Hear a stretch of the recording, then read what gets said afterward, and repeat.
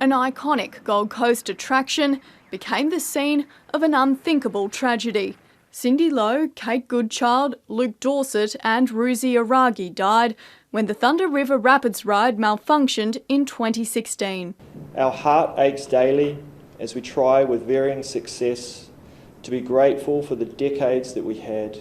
The victims' families have spent almost 4 years fighting for answers, but the pain is still raw. She was always first through the door when Mum needed her help. My huge regret is that the day she needed me most, I wasn't there.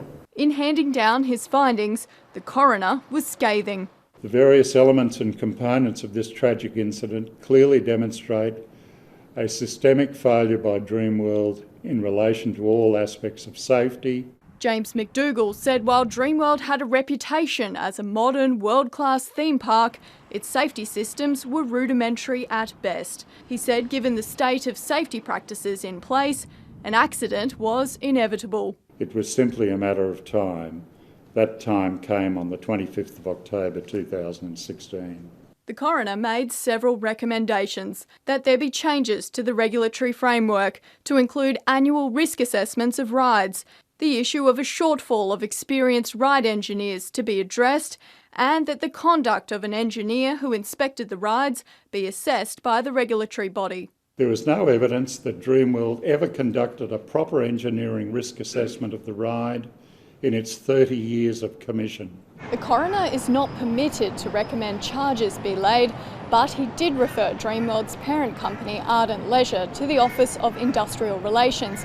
It will now be up to them to determine if there's sufficient evidence to prosecute. And if a prosecution should prove successful, then Dreamworld are facing fines of up to $3 million.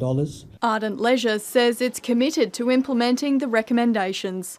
The coroner's report does not mark the beginning of change at Dreamworld, but rather represents a very important milestone in a continuous improvement journey for safety at Dreamworld that is ongoing. The company will create a memorial garden to honour the memory of everyone affected.